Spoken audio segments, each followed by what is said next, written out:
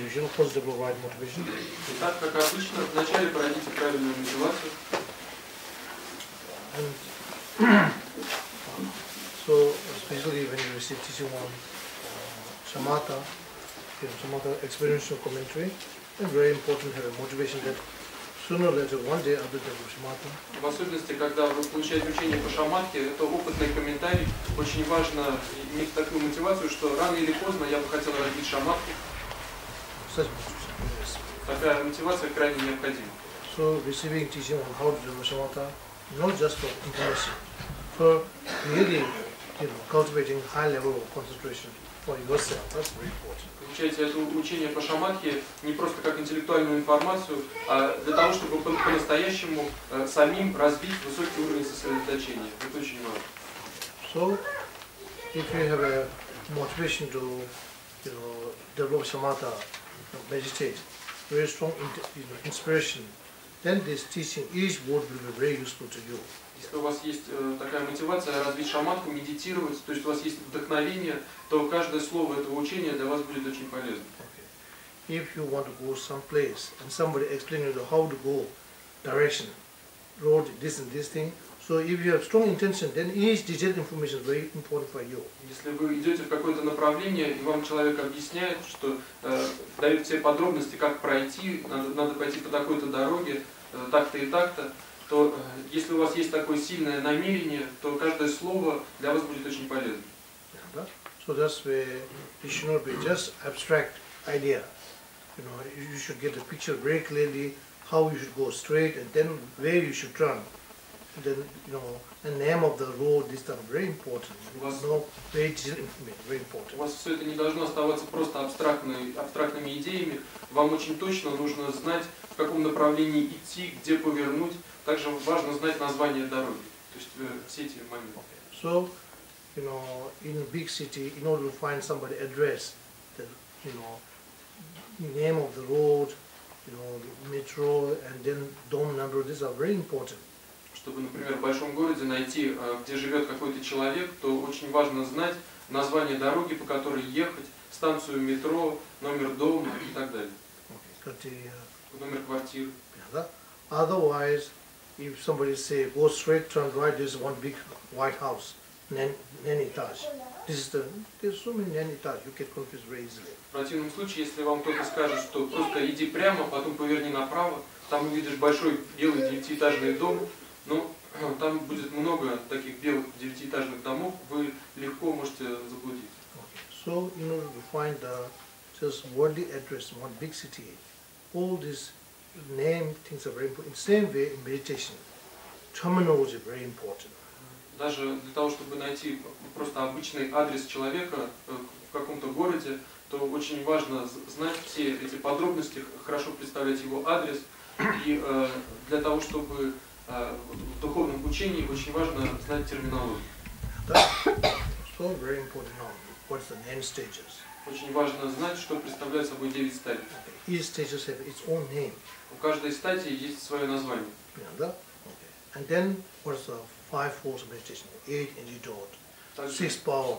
Что такое 5 ошибок медитации, 8 противоядий, 6 сил. 4 way of engaging in meditation. 4 способа вступления в медитацию. This you have by heart. Then this commentary, experiential teaching will be very effective.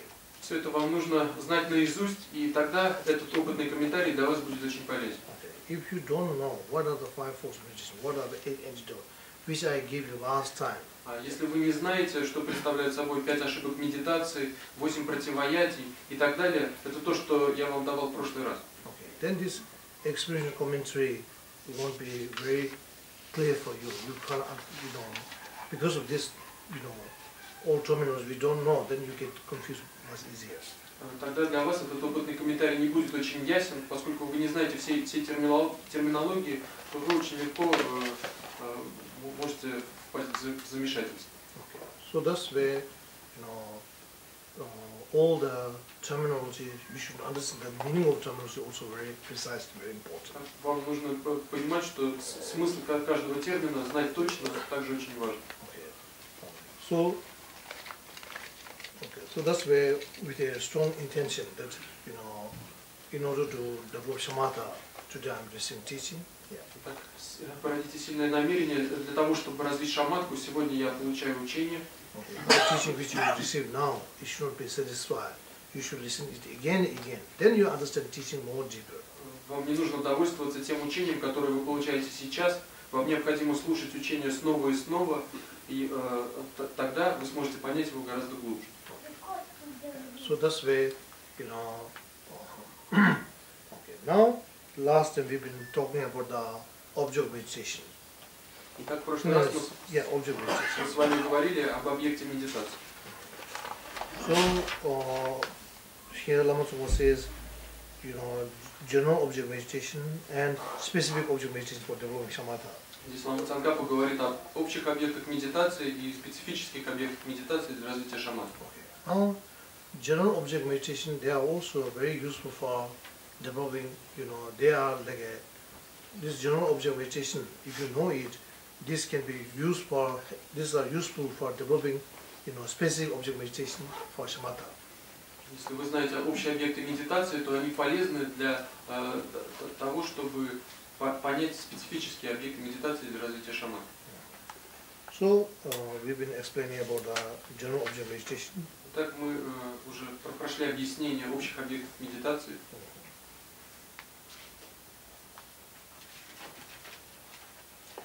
I have explained several general object meditation last time. Я в прошлый раз вам объяснял несколько общих объектов медитации. Now this one.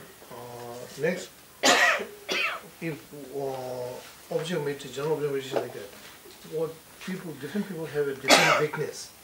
В отношении общих объектов медитации можно сказать следующее: у разных людей есть разные слабые места. Okay. So these people who have a, you know, like a weakness of getting angry very strongly, or weakness of getting attached very strongly, or jealous very strongly. Например, есть люди, у которых есть такая слабость, слабое место, это быстро порождается гнев, сильный гнев, у кого-то порождается сильная привязанность, у кого-то сильная зависть. So, according with your weakness, you have to cultivate, you know, meditate on the object meditation, which reduce that specific your delusion. В соответствии с вашими слабыми местами вам необходимо медитировать на такие объекты медитации, которые уменьшают именно ваше вот это особое омрачение. Okay. If your, you know, mind is very much dominated by attachment to other object or, you know, human being. Если ваш ум сильно захвачен привязанностью к какому-то другому объекту или человеку. Okay. So very important at the beginning, don't, you know, at the beginning reduce this attachment. Otherwise, if you immediately start samatha, it will be not effective. То очень важно вначале уменьшить эту привязанность, иначе если вы сразу же приступите к шаматке, это не будет эффективно. Okay. So, if you are attached to any other human body, very important to meditate on ugliness. That is, say, investigate the, you know, attachment. Where I attach you. Это, если вы привязаны к телу другого человека, то очень важно исследовать вопрос уродства, то есть исследовать, к чему именно я привязан. So, with the meditation, remove the skin, remove the flesh, and then skeleton. Just meditate on skeleton. То есть в ходе медитации как бы снимите с этого человека кожу, снимите с него плоть, останется скелет, и вы можете медитировать на этот скелет. Okay. If you are too much attached to your body, then do the same meditation. Remove the visualization. Then through visualization, remove the skin, then flesh. Remove the flesh, then skeleton. Then meditate on your own skeleton. Если вы сильно привязаны к своему телу, то выполняйте такую же медитацию в отношении своего тела. То есть визуализируйте, что вы снимаете со своего тела кожу, у вас остается плоть, вы снимаете плоть, остается скелет, и вы просто медитируете на свой скелет. Then, if you think that other object which can give you happiness, then do some ending material, you know, Four Noble Truths. There is no any other object which can really give you happiness. Если вы думаете, что какой-то внешний объект может подарить вам настоящее счастье, то вам необходимо медитировать на 4 благородные истины и понять, что ни один из внешних объектов не может подарить мне настоящего счастья. They are all objects of suffering. Все это объекты страданий. They can give you suffering of change. Reduce one extreme suffering, give you another suffering. Они могут подарить вам страдания перемен, то есть уменьшить одно ваше крайнее страдание и привести к какому-то другому страданию. It's like a all other object. They are like a fire. If you are very cold outside, stay near the fire. Looks like this fire give you happiness. In reality, it give you suffering or hot.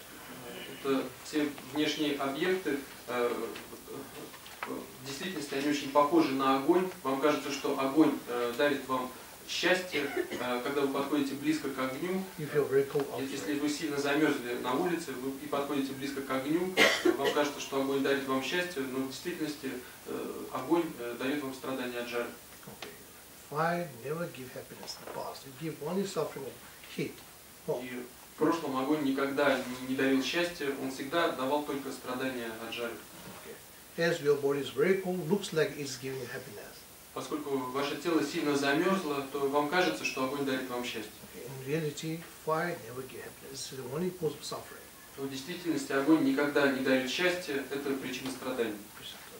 So all samsara objects, they are the cause of suffering. They are because they arise under the collective karma of sentient being, negative, collective samsara, collective karma of sentient being. Любые объекты могут причинять только страдания, потому что они возникают как результат проявления коллективной кармы живых существ. So collective, contaminated karma. Это коллективная загрязненная карма. It can be positive, but still it's a contaminated karma. Она может быть позитивной, но все равно это загрязненная карма. So all the which is result of collective karma, they are natural suffering. Все, что является результатом такой коллективной кармы, по природе страдания. Not this one. Contaminated collective karma. Все, что является результатом проявления коллективной загрязненной кармы. Contaminated karma means out of ignorance. Under the influence of ignorance, whatever karma we create, either it is positive or negative, it's contaminated. Загрязненная карма – это когда под влиянием неведения, какое бы действие вы ни совершали, вы можете накопить карму позитивную или негативную, но это будет загрязненная карма. So that's where, mind under the control of ignorance, whatever karma we create is a contaminated. Then this result can give you, if it's negative, contaminated negative karma, it gives you suffering of suffering. If it's a contaminated karma, positive karma, it gives a, suffering of change, which is a worldly happiness. Итак, когда ваш ум находится под влиянием неведения, какую бы карму вы ни создали, это загрязненная карма. Если это загрязненная негативная карма, то она приводит к вашим страданиям от страдания. А если это загрязненная позитивная карма, то она приводит к страданию перемен, то, что мы считаем мирским счастьем. Then if you have a strong, that's why Four Noble Teaching, I have told you, this way, Four Noble Teaching also very good for mind not distracting outside. Поэтому я вам уже давал учение по четырем благородным истинам, и это учение очень полезно для того, чтобы предотвратить блуждание ума где-то вовне. You understand that outside there is no any object which I get it, I will be happy. This is all illusion. Вы понимаете, что снаружи нет такого объекта, который я бы мог обрести и стать счастлив. Это иллюзия. Это illusion. So that's why one thing that is not illusion, that mind completely free of illusion. When I achieve this one, this is not illusion. Otherwise, what do you think? You say all your happiness, they are all illusion. Есть только одна не иллюзия, это ум полностью свободный от омрачений. Если я его обрету, то это настоящее счастье, а в отношении всего остального это иллюзия. So we have so many illusions. У нас очень много иллюзий.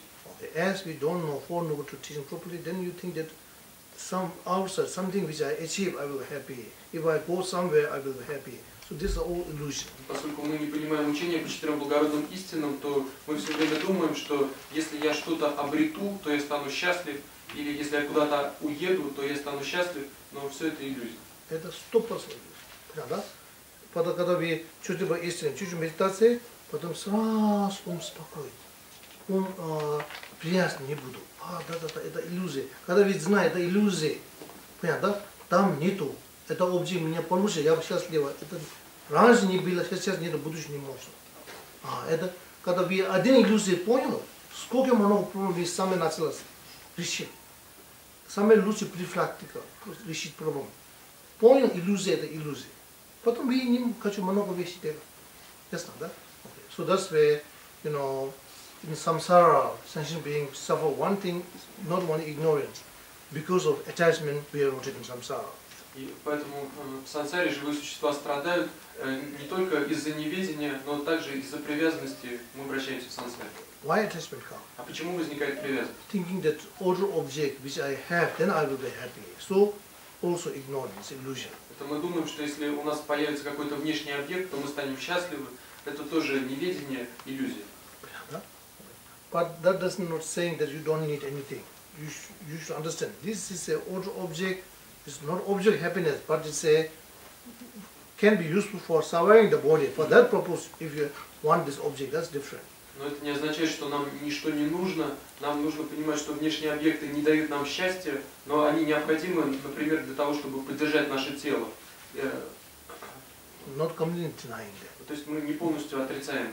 Thinking that they can be useful for surviving the body, not object of happiness. Мы думаем, что эти объекты могут быть полезны для того, чтобы наше тело выжило, а не потому, что они объекты счастья. Fire is not object of happiness, but we need fire to cook the food. Огонь – это не объект счастья, но нам нужен огонь для того, чтобы готовить еду. Готовить, ясно, да? Зимой огонь нужно, дом было теплый, понятно, да? Но это не объект счастья, это не цель, главная цель, ясно, да? So your this one, through that way, when you investigate, then slowly come down that your dream should be mind completely free of delusion, healthy mind. И когда вы это все время анализируете, то потихоньку вы приходите к тому, что вашей мечтой должен стать ум полностью свободный от омрачений, совершенно здоровый ум. Okay. This should be your dream. Это должно стать вашей мечтой. This should be meaning of your life. Это должно стать смыслом вашей жизни. Then later on, not only you, such a healthy state of mind, not only for me, I want every sentient being have such a healthy state of mind. И позже вы думаете, что этот совершенно здоровый ум важен не только для меня. Я хотел бы, чтобы все живые существа имели такой совершенно здоровый ум. Then every sentient will be happy. Тогда каждое живое существо станет счастливым. For that purpose, may I attain state of Buddhahood. С этой целью пусть я смогу достичь состояния Будды. So that's where renunciation help bodhicitta. Таким образом, отречение помогает подхичить. So, such meditation, little bit renunciation you generate, then that much attachment naturally reduce. And Такая медитация, вы немного порождаете отречение, и естественным образом ваша привязанность уменьшается. If you have a weakness of anger, если у вас есть такая слабость, как гнев, these are all preparing your mind for developing shamatha. все это является подготовкой вашего ума к развитию шамана. Yes, no, so that's where here Lama Tsongkhapa says, people who have a strong weakness of anger, then you have to especially, emphasize on reducing anger first. Здесь Лама Цангкапа говорит, что когда у людей есть такая очень сильная слабость, как сильный гнев, в первую очередь необходимо уменьшить этот гнев. Okay. So that's where, in order to reduce anger, then the most important antidote is a developing compassion. А для того, чтобы уменьшить гнев, самое лучшее противоядие – это развитие сострадания. Okay. And in order to develop compassion, the most powerful way of developing compassion is having a, concern for other people's feeling. А чтобы иметь сострадание, самый лучший способ развить сострадание – это обрести чуткость к чувствам других людей. Okay. So, during meditation, try to see a little bit from other people's perspective. Во время медитации старайтесь немного смотреть с точки зрения других людей. Yes, да? Мы всегда только с своей стороны. Понятно, да? Меня это надо, меня это надо, меня это нету, меня это нету. Вот, поэтому депресс. Да? Потом мы смотрим, я хочу счастливо, все живут одинаково, хочу счастливо, страдать не хочу. Ну посмотри, они как живут. Понятно, да? Не думаю только я. Как они живут? Специальное другое место, которое адское существо, да? Тело, огонь одинаково сидит. Чуть-чуть так смотри, ваш глаз службу. Как они там страдают, горит. Огонь тело один стоит, потом there's sharp metal, red metal, fire. They are put into their body. How painful it is. Острыми раскаленными орудиями пронзают тела этих существ, какую боль они испытывают. So, in this way, imagine, and this sentient being, not just like a unrelated to you, they've been many times your mother, very close being to you. Это не просто посторонние для вас живые существа, они много раз были вашими матерями, very close to you, Они были к вам очень близки. very kind to you. Вы очень добры к вам. Да? Yes, no, да? So they are suffering. And the reason why they are suffering is because when you've been their child, in order to survive you, feed you, they create karma. Now they are suffering. А причина, по которой они страдают, это то, что когда вы были и их детьми, для того, чтобы заботиться о вас, чтобы кормить вас, они создавали негативную карму. То есть думайте таким образом. Понятно? Они создали карму. Ради вам кормить, меня кормить. Сейчас они там страдают. Как я могу здесь сидеть спокойно, да? Они там страдают. Понятно? Да? Вот такое чуть-чуть такое чувство получится, да? Сразу любой человек, понятно, да? Даже очень глубокий человек, который знает, самый худший человек. Если он в другой стороне чуть-чуть смотреть, его ум есть. Его ум буду трогать. Он будет думать, да, жалко. Это люди очень сильно страдают. Понятно, да? Okay. This is called meditation compassion. Это называется медитация на развитие сострадания. Да? When you generate compassion, every day stronger and stronger compassion, your anger disappears from your mind. Когда вы порождаете сострадание, каждый день сострадание становится в вашем уме все сильнее и сильнее, то гнев покидает ваш ум. Okay. So antidote to anger is a compassion.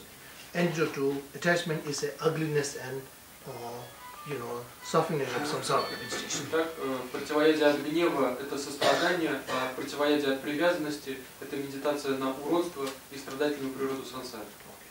That's that. So that's where, and then,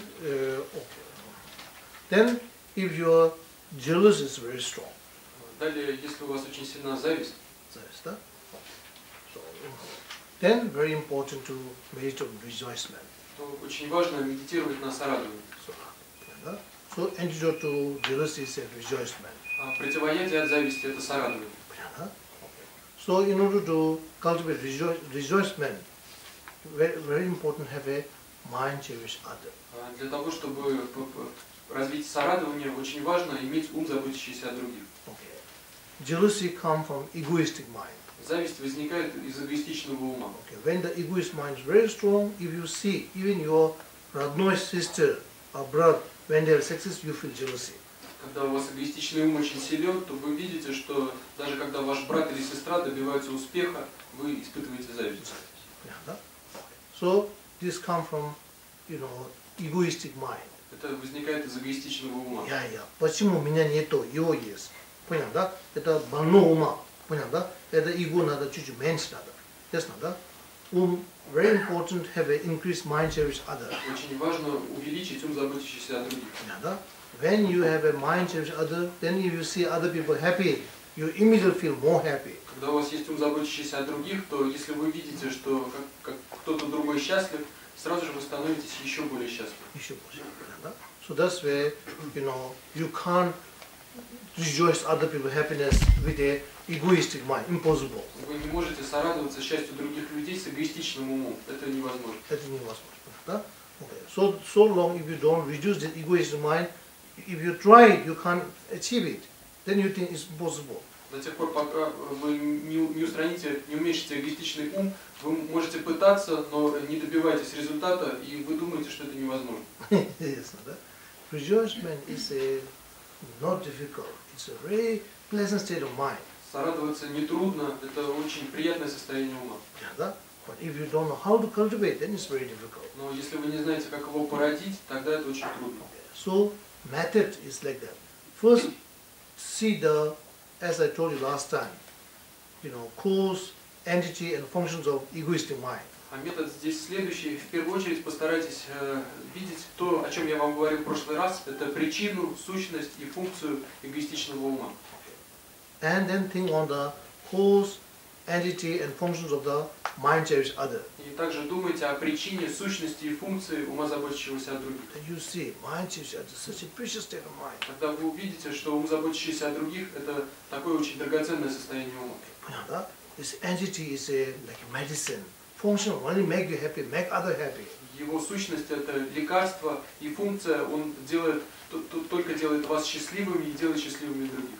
Then you say, oh, I want this mind cherish other. Тогда вы скажете, я хочу обрести такую заботящуюся о других. Yes, no, when you think that egoistic mind, entity poison, Когда вы думаете в отношении эгоистичного ума, что его сущность это яд, Not only poison, source of all other poison. это не только яд, это источник всех других видов яда. And very stupid state of mind. И очень глупое состояние ума. Function only harm you and harm others. Его функция это только вредить вам и вредить другим. At the beginning, this analytic meditation is very good for you. В начале такая аналитическая медитация для вас очень полезна. Yeah, okay. Yes, sir. So in this way, make the egoist mind less, and make the mind a little bit increase. Таким образом делайте ваш эгоистичный ум меньше и делайте так, чтобы ваш ум, заботящийся о других, стал немного больше. Okay. When your mind become a little bit active, then if you see some people happy, you will be more happy automatically. Когда ваш ум, заботящийся о других, становится немного активным, то когда вы видите, что другой человек счастлив, вы сразу же автоматически сами становитесь счастливы. Это я могу через мой опыт, я могу говорить. Хорошо? Меня высокой реализации нету. Да? Когда ум забот другой чуть-чуть встает, любой человек, когда счастлива, ты будешь больше счастлива. Это точно счастлив. Сразу, о, как хорошо. Да? Они там машину купили, да, о, как хорошую машину купили. Ясно, да?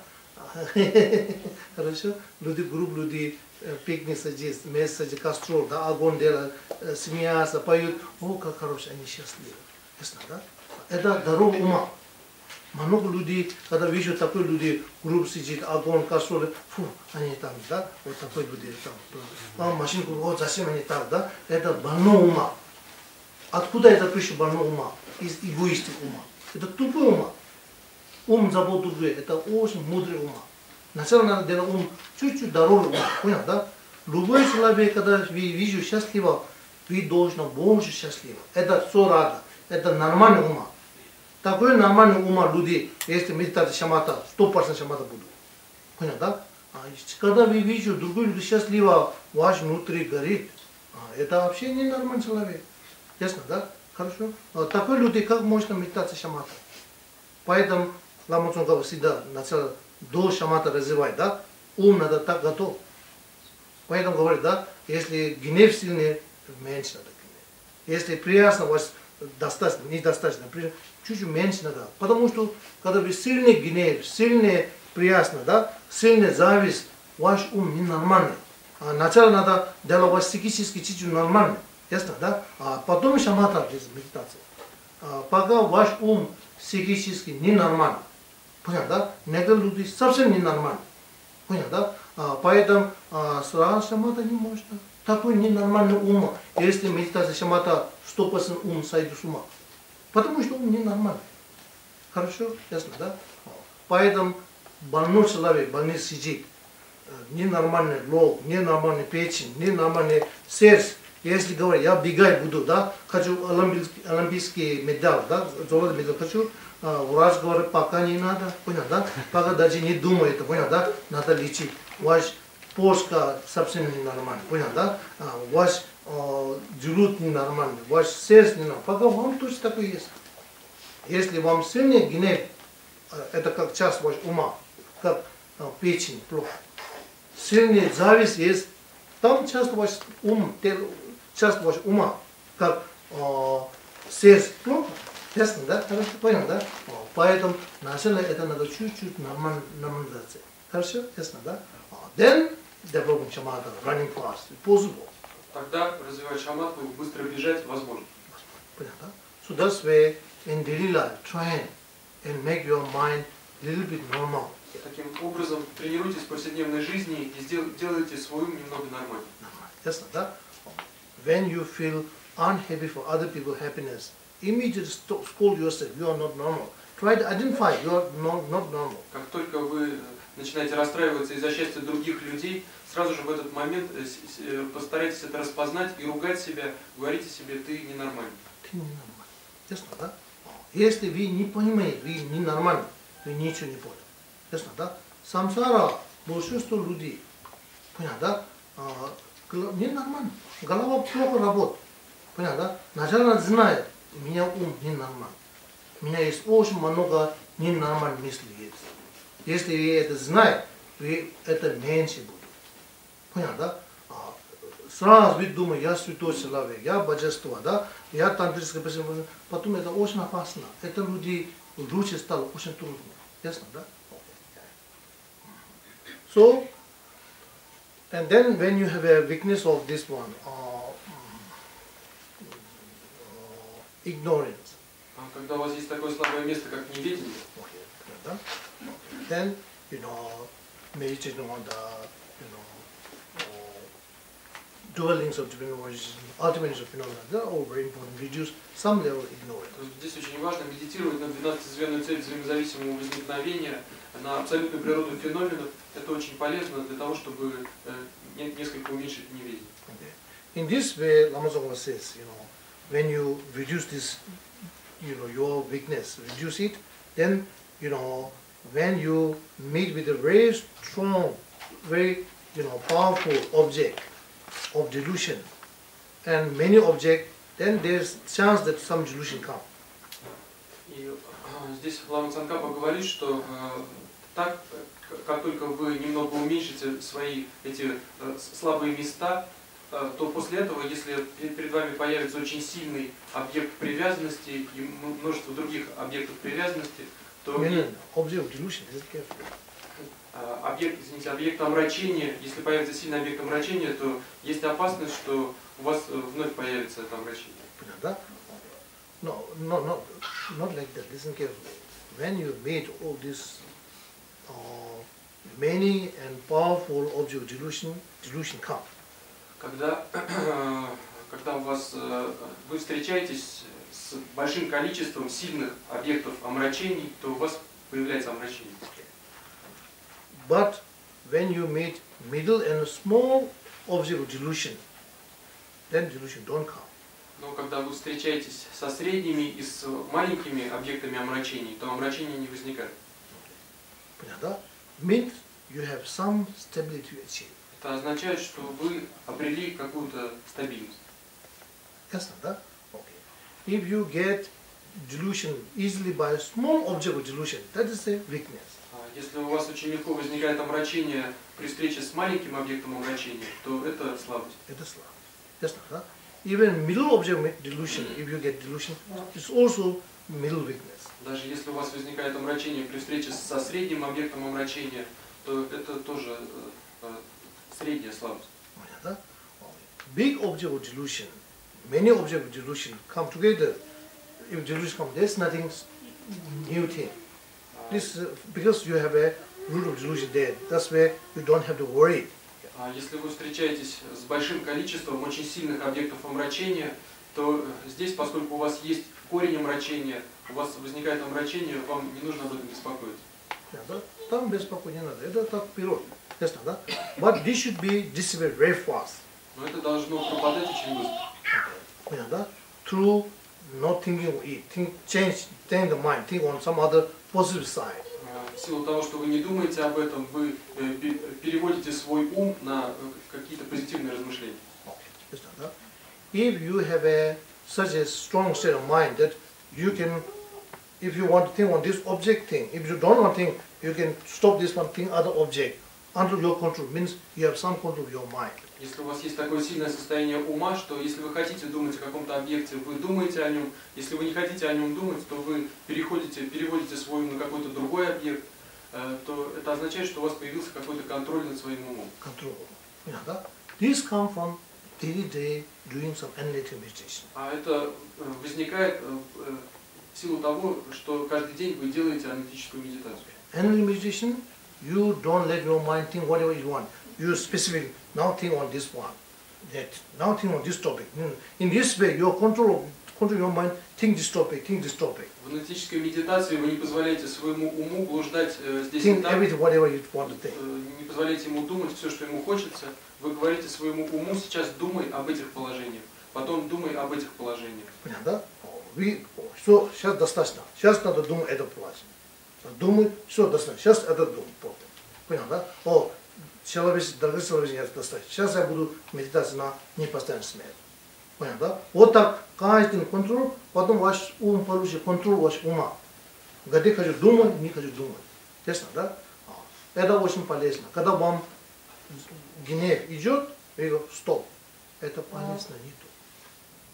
Зачем думать эту вещь? Что он сказал, историк? Сейчас нету этого слова. Понял, да? Это как волна ушло. Это стоит. Понял, да?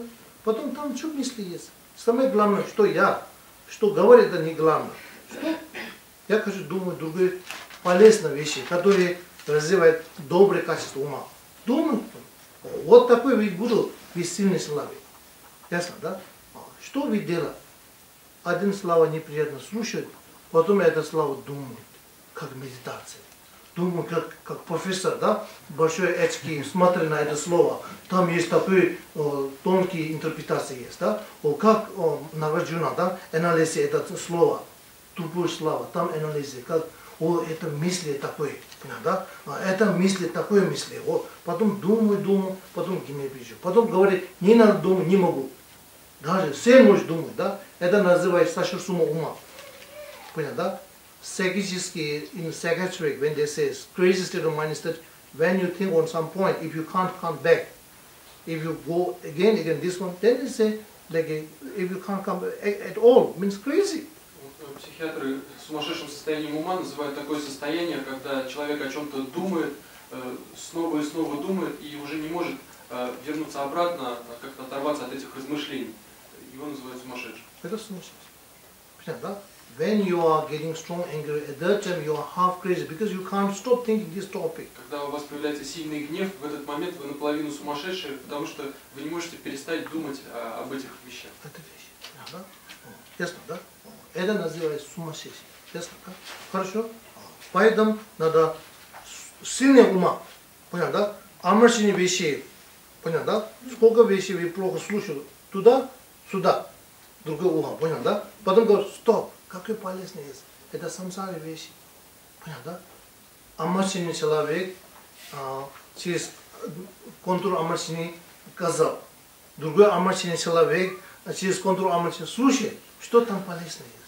Ничего полезного нет. Ясно, да? Я устал этой вещи. Лучше думай, понятно, да? Думай, мудрый человек, Будда, Бодхисаттва под контуром доброта. Что сказал? Мой ум под контролем доброта. Я думаю это. Это лекарство. Понятно, да? Это называют путь счастья. Будда так сказал. Бодхисаттва так делал. Будда, когда была Бодхисаттва 10 лет, даже не делали свое тело, жертву свое тело ради блага людей. Дал это тело. Потом посвящал, пусть жизнь, через это заслуг, я могу это 5 тигр кормить жизнь. Не только это, будущее, когда я стал Будда, пусть я могу его кормить нектар даром. Это заслуг, пусть стал это счастливо все живущий. Ой, это великая вещь. Понятно, да? Если я думаю, такую вещь думать надо. Он мне сказал толстый или дурак или что-то, какой разница? Больной ума, ненормальный ума сказал, его жалко надо. Ясно, да? Это вещи. Там мысли есть. Слова, которые сказал Нагарджуна, Чандракрити, понятно, да? Далай Лама, каждое слово есть очень хорошие мысли. Если вы хотите профессор очки, большой лечит очки, да посмотри, каждое слово, там очень хорошие мысли есть. Там только лекарства. Дурные вещи, что сказать, там только яд. Зачем вам нужно яд? Вы анализируете, потом больше яд получаете. Вы сам страдаете, другой страдает. Это ваш your daily life practice. Это ваша повседневная практика. Yes, да? So that's where, analytic meditation, when you have effective, then you can stop thinking on the topic which increase the delusion. Поэтому, когда вы можете эффективно выполнять аналитические медитации, то вы можете перестать думать о тех вещах, которые порождают у вас омрачение.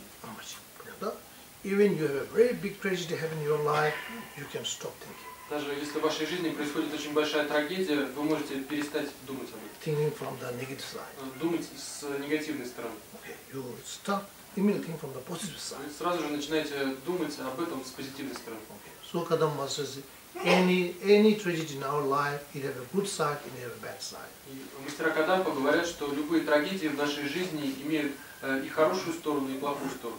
If you look from the good side, any tragedy happen in your life, it's good for you. Если вы смотрите с хорошей стороны, то какая бы трагедия ни произошла в вашей жизни, для вас она будет полезна. That will open your mind. That will bring you, that will open your mind. You will understand this object are not reliable, some object. Она откроет ваш ум, и вы поймете, что эти социалические объекты ненадежны. Ненадежны. Это 100% ненадежны. А как хорошо.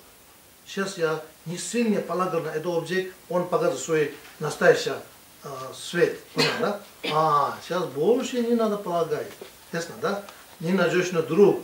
Начало ваш обман 1000 рублей. Вы говорите, как хорошо, да? Он только 1000 рублей меня обман, да? Он меня глаза как хорошо. Если я все деньги полагаю его, это кошмар. Ясно, да? Вот так самсара. Не надо полагать никакого объекта. Любой трагедии говорят, как говорит Будда правильно. Это не должно полагать. Мой объект счастливый, надо полагать на внутри хорошее качество ума. Там дом. Если дом горит, хорошо, это тоже не объект мой счастливый. Это не надежный объект.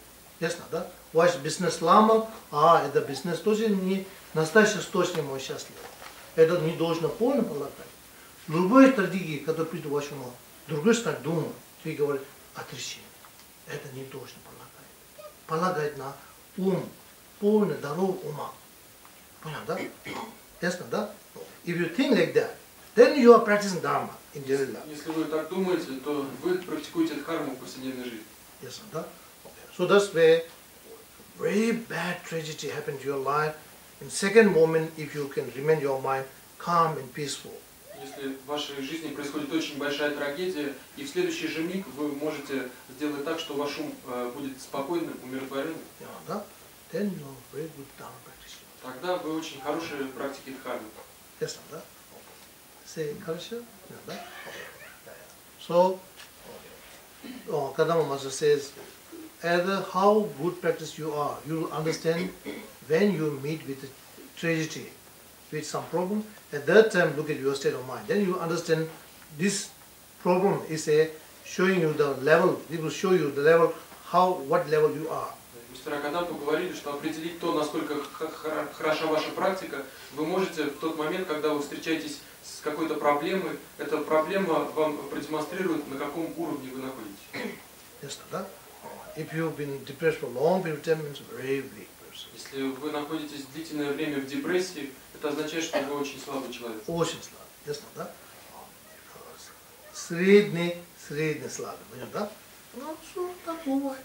Слава Богу. Еще я живой, ясно, да? У меня дharma здесь есть дharma есть. Больше что мне надо. Ясно, да? Вот еще все бывает. Когда через омрачение родила, это 100% не можно бежать, старый. Каждый день старый будет, это бежать не можно. Потом болезнь, бежать не можно. Это факт. Потом смерть. Понятно, да? Это Будда сам сказал. Когда через контур омрачения родила, это 3, не можно бежать. Понятно, да? В конце это 3 заключит наш жизнь. Это факт. Болезни, старый, потом умру. Понятно, да? Другое что? Даже это тело уйду, один ум пойду. Дом нету, это не кошмар, тело есть. Деньги нету, не кошмар, тело есть, дом есть, холодильник есть, что кошмар есть. Понятно, да? Когда это тело нету, понятно, да? Только ум уйду. Один ум пришел, потом один ум уйду. Когда ум пустой, хорошее качество ума нету, тогда это кошмар.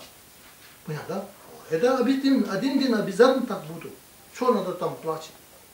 Ясно, да? Так думаю, сразу другой ум мышление. Я так думаю. Понятно, да? Как под контролем омрачения родила, так буду один день, 100%. Я готов это. Миллер показал тоже. Я знаю, после рождения омрачения, старые болезни, смерть, обязательно придет один день. Я Миларева это читаю. Понятно, да? На смерть это как стена, гора. Вы бежать, стена больше, не можно бежать. Понятно, стена, гора, бежать не можно. Понятно, да? Стена ваше тело бежать не можно. Понятно, да? Поэтому я Миларева не бежать. Я сижу, смерть, пожалуйста, приезжай. готов, сейчас я умру, жалко нет. Это его песня. Даже умру, сегодня умру, меня жалко не то, я готов. Честно. Ясно, да? Вот так надо. Хорошо? Ясно, да? If you have such a state of mind, then shamatha possible for you. Если у вас есть такое состояние ума, тогда шаматха для вас возможен. Понятно, да? Ясно, да? Все это факт, ничего не знает. Думаю, я медитация, шамата, потом я буду обычный человек. Ум, неправильная мотивация. Понятно, да? Такой неправильной мотивации, самый дебют ошибка. Самое начало дебют, неправильная мотивация, ошибка. Тогда ничего не могу. 5 лет сидеть, 10 лет сидеть, долго нету. Начало правильной мотивации. Ясно, да? Не только ради ум, то полный здоровый стал, ради благосоединчества. Ради себя это обязательно шамат надо. Ради благосоединчества меня обязательно надо шамат. Я могу жизнь помогать. Ясно, да? Вот такой мотивация надо. Хорошо? Ясно, да? So this way, because of such a state of mind, if you can generate, then developing, if you reduce this delusion, make your mind a little bit normal, then shamatha much easier. Здесь Лама Цангкапа говорит, что если вы сможете достичь такого состояния ума, то есть уменьшить ваше омрачение и сделать свой ум стабильным, тогда для вас make mind a little bit healthy. Сделать свой ум немного здоровым, то тогда шаматха для вас возможна. Samatha, developing samatha much easier. Тогда развить шаматху гораздо легче. Понятно? This is the very important secret instruction you should understand. И вам нужно понимать, что вот эти наставления это очень важное тайное наставление. Secret, понятно? Одна секрет. Сейчас люди садятся строго, рано встают, ничего не понял. Почему? Один секрет, это не то. Это секрет не знает. Понятно? Здоровый ума надо, чуть-чуть. Понятно? Все это омрачение чуть-чуть меньше дела. Тогда шамата легко. Это очень важно. Ясно, да? Хорошо? Как бизнесмен. Да? Все это документ, все это нормально начать надо. Тогда заниматься бизнесом. Да? Документ, все это неправильный документ. Сколько вы дела, только нету. Значит, это как? Понял, да? Ум нормальный, это как полный все документ, все бумага работает, хорошая была. Потом начинает бизнес. Там шанс есть. Ясно, да? Хорошо? Okay.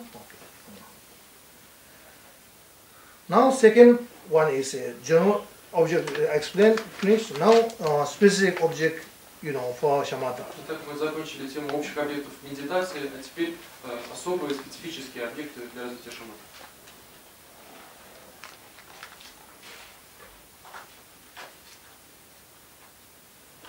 Okay. So, this one explained on two headings, general and the specific object. Это объясняется в двух частях. General explanation. Общее объяснение и особое объяснение. Okay. So, Lama says, when you want to choose one specific object for shamatha meditation, здесь Лама Цангкапа говорит, что когда вы хотите выбрать какой-то один специфический объект для развития шаматха,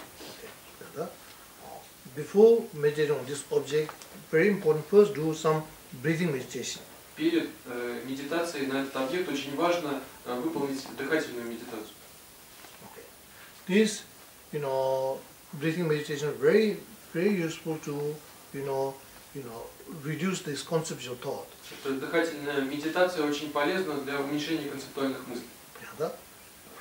When your mind is too much wandering outside, immediately if you try to concentrate on one object, it's very difficult. It's very difficult. Then, when you don't achieve the result, then you will discourage.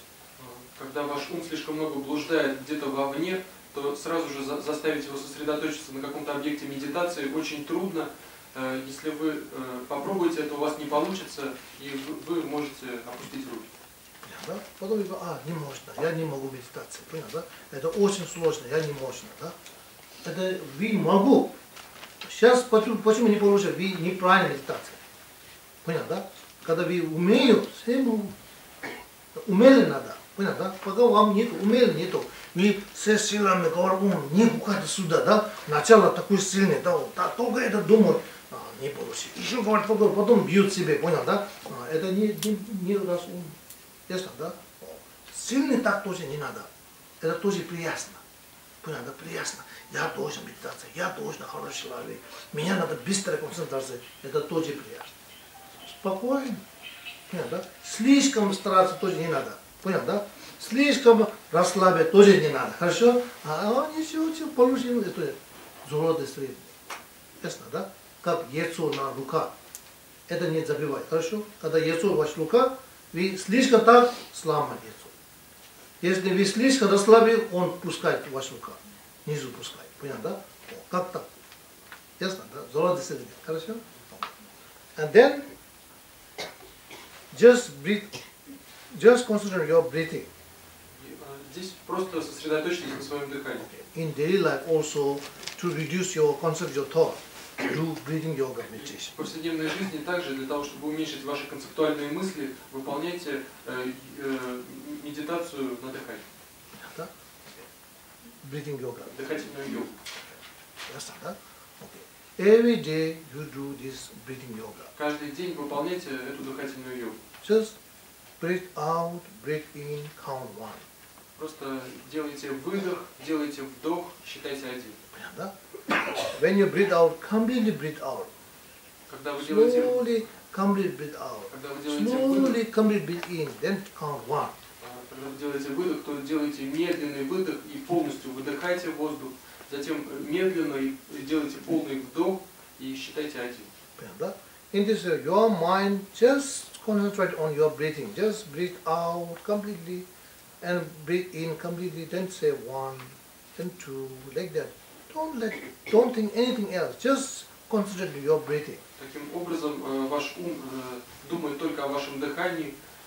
Потихоньку делайте медленный выдох, затем медленно вдыхайте, считайте 1, 2, 3 и так далее. Так Just count one, two. просто считайте так. 1, 2, 3. Okay. Till 21. До 21. Понятно? Every day do 21 times. Breathe out, breathe in, count 1, 2, like that. Very good for neutralizing the conceptual thought. Каждый день выполняйте эту практику, досчитывайте до 21 раза, 1, 2, 3 и так далее. И это очень полезно для того, чтобы нейтрализировать ваши концептуальные мысли. Понятно? Это очень полезно. Потом обычно здесь много концепций мыслей не буду. Ум спокойно, тихо, много мыслей нету. Ясно, да? Мысли приду, полезно мысли приду. Много такой ненормальной мысли много не буду. Понятно, да? Ясно, да? So, in your mind, very good to have a normal мысли. Then, many non-normal мысли, very dangerous. Вам очень полезно в вашем уме иметь много нормальных мыслей, а когда у вас много ненормальных мыслей, то это очень опасно. Очень опасно. Ясно, да? Then, uncommon breathing yoga. Далее, необычная дыхательная йога. This is explained in Tantra. Это то, что объясняется в тантре. So that, as I explained last time, so I'm explaining in short form. Поскольку я вам это объяснял раньше, то сейчас я вам это повторю коротко. That is, visualize your body, as a,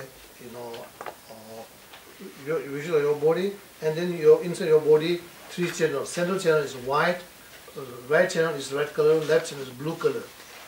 Так вы здесь визуализируете в своем теле 3 канала. Центральный канал белый, правый канал красный и левый канал синий. Okay. So, and then this right channel in the crown chakra, it just make one knot on the central channel, turns, knot, and became a crown chakra. In the throat, it turned, make it one turn like that. Turn like that, it became a throat in the throat chakra, heart chakra, navel chakra, 4 chakra it created. Так, эти боковые каналы вот вместе в макушке огибают центральный канал, и там образуется макушечная чакра. Далее они также огибают центральный канал в области горла, там образуется чакра горла. Далее в области сердца и в области пупка, то есть образуются 4 чакры.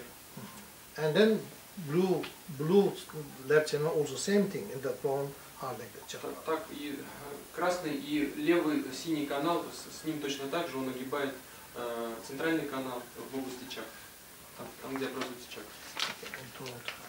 В макушке, в горле, в сердце и в области пупка. Then 4 inch below your navel, this right and left channel, they are plugged into each other like a tube. Далее, на 4 дюйма ниже пупка, эти правый и левый каналы, они входят один в другой, как трубка в трубку. Okay. This is the visualization, not necessarily such thing exists in your body like that. Это просто визуализация, не обязательно, что такое существует в вашем теле. Okay. It have an effect in your body, but not necessarily it should have such way. Это и оказывает эффект на ваше тело, но это не означает, что это все таким образом существует. Yes, so you should understand Buddhism. There is some explanation. Explain it. It's not literally it should be explained like that. It's say if you visualize such way, very useful to you. Вам нужно понимать, что в буддизме дается определенное объяснение, и это не означает, что там говорится о том, что действительно это все существует в таком виде, но если вы будете выполнять эти визуализации, то для вас это будет полезно. Yes, like a Mount Meru, 4 continent, for mandal offering, visualizing offering useful, but doesn't mean such thing exists. Как гора Меру, 4 континента, это полезно для визуализации подношения мандалы, но это не означает, что такое действительно существует. Yes, yes, and then visualizing yourself as deity, not saying you are really deity, not like that, but it's very useful, powerful. И также визуализация себя божеством, вы здесь не говорите, что я по-настоящему божество, но эта визуализация также полезна. It have a purpose of visualizing such way. Есть определенная цель такой визуализации. Yes, that's why it's called visualization. Поэтому это называется визуализация. Buddhism, when it says form is emptiness, empty of inner existence, this is not visualization. This is really discovering the nature, ultimate nature. Когда в буддизме говорится, что форма есть пустота, это не визуализация, здесь говорится о подлинной природе, о том, что об открытии, которое сделано в буддизме. This one is not visualization. This is the real truth. Это не визуализация, это действительно правда. It's an empty of inner existence. Это форма пуста от самого бытия. Yes, c'est point, so that's where His Holiness Dalai Lama says in Buddhist texts, whatever Buddha says, you should understand. It's an interpretive meaning, definitive meaning. You should understand. Так вам нужно понимать, его святейшество Далай Лама говорил, что когда Будда давал учение, то там давалось два вида учения. Это учение, имеющее прямой, конечный смысл, или учение, требующее интерпретации. So, we Buddhists should not take every word of Buddha as literally what it says. Нам, буддистам, не следует принимать каждое слово Будды буквально так, как оно звучит. Thus, in Nalanda Monastery, all the great masters past time, they investigate each word of Buddha. When it find a contradiction with reality, they say this is interpretive meaning. If we accept as literally. Поэтому великие мастера монастыря Наланда исследовали все учение, которое давал Будда, и когда они находили, что определенные слова находили в определенных словах противоречия, то они говорили, что это учение, которое требует интерпретации, это не нужно воспринимать буквально. Because it contradicts reality. Why? Потому что это то, что противоречит реальности, факту. Yes, thus way teaching of Buddha explained into interpretive meaning and definitive meaning. Поэтому учение Будды делится на учение, имеющее конечный смысл, и учение, требующее интерпретации. Yes, okay. So, thus way four philosophical schools come. Таким образом возникают 4 философские школы. That is for us to understand teaching. There are so many disciples within the Buddha, so he tells different philosophical view for according to this disciple mental capacity. У нас учеников Будды очень много, и Будда передавал учение таким образом, чтобы оно соответствовало способностям каждого вида учеников. So, four philosophical schools come, each one from the point of higher school, lower one is a not definitive meaning. Так возникли 4 философские школы в буддизме, и с точки зрения каждой более высокой школы, более низкая школа, то, о чем она, учение, которое она принимает, имеет, не имеет конечного смысла, то есть оно требует интерпретации. If you accept literally what accepted by lower school, then face so many logical contradictions. Если вы буквально примете то, что принимается в низших школах, то возникнет множество логических противоречий. Yes, so in the same way, Mon, Miru, four continent, if we accept literally what is said in the textbook, it will contradict with the modern science, which is a fact. Точно так же, если вы буквально воспримете информацию о горе Меру, 4 континентах, то, о чем говорится в текстах, то это будет противоречить научным открытиям. Yes, and then this white channel, left and red channel, if you accept literally, then it contradicts with it biologically. А если вы будете принимать буквально вот эти 3 канала, центральный, правый и левый, то это будет противоречить биологии. Ясно, да? Там внутри тела нету такой белый труп, да, такой белый труп, да? Ясно, да? Красный такой труп, да? А труп нету такой, да? Но there is some basically, there is a subtle energy, channel which is made out of flesh. That exists, really exists. Но для этого есть определенная основа, есть каналы, которые состоят из очень тонкой материи, энергетические каналы. Нет, flesh. This channel is also made of flesh. Каналы тоже из плоти состоят, из очень тонкой плоти. Понял, да? Тонкие плоти это 100% есть. Ясно, да? Я это не видел, но я ощущал. Не только я, много других тоже ощущал, да? Когда вы специфически медитация идет, когда канал, центральный канал вечер идет, да, вы чувствуете. Потом больно тоже есть. Если там основа нет, то больно не будет. Моя голова ненормально нету, моя голова вообще много нормально, да? Я не как совсем не нормально такой нету. Ощущение. Не один раз. Каждый раз такой медитацию дают, там больно идет. Когда центральный канал вечер идет, сразу как труп, он как труп, да, маленький труп, который кожа, да, мясо, внутри пойду, это болит тоже. Это 100% есть. Ясно, да? Но, so what I'm saying that such thing exists, but not literally as how color is explained. This is for the visualization. То есть я здесь хотел сказать о том, что это то, что в действительности существует, но не буквально в таком виде, то есть с такими цветами эти каналы и так далее. Да? Such a color visualization is easier to concentrate for us. Визуализация каналов разного цвета делается, потому что нам легче таким образом визуализировать. This way, each tantra say different color. Поэтому в разных тантрах говорится о разных цветах каналов. Ясно, да? Если это было настоящий такой цвет, то все должны одинаковый. Понятно, да?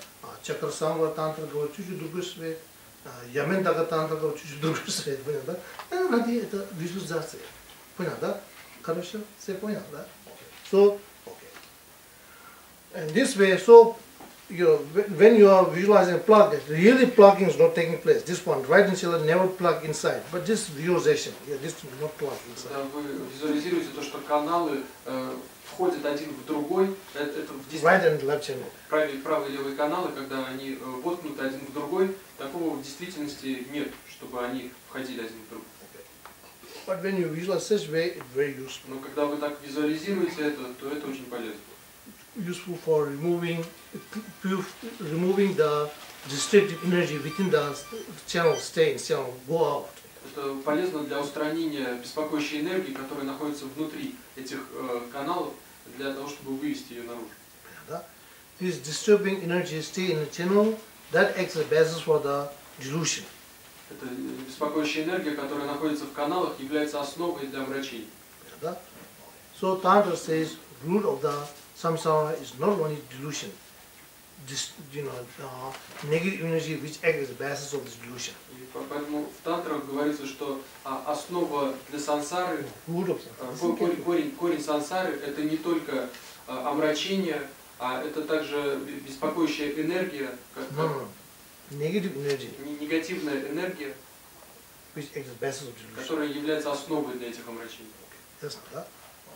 So in our body, you should know positive energy, negative energy also exists. Вам нужно понимать, что в нашем теле существует и позитивная энергия, и негативная энергия. Say yes, no?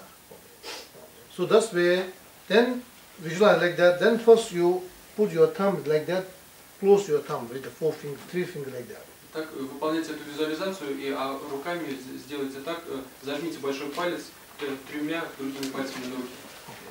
Do this one every day, very useful. Выполняйте это каждый день, это очень полезно. Yes, that. This is good for healthy body. This is a very powerful yoga. It's just very powerful yoga. Это очень хорошо для здоровья тела, это очень мощная йога. Yeah, that. Buddhism, you don't need to do too much physical exercise yoga. This yoga you do it. It's a very powerful one yoga which bring healthy body, healthy mind. В буддизме вам не нужно выполнять слишком много йоги, в смысле физических упражнений. Выполняйте такую йогу, и она полезна и для вашего тела, и для вашего ума. Yeah, so in Buddhism there is very few yoga. What's yoga there? Yoga which not only useful for healthy body, useful for making the mind also healthy. Then this yoga recommended. Otherwise, there's so many physical exercise. Why you need yoga?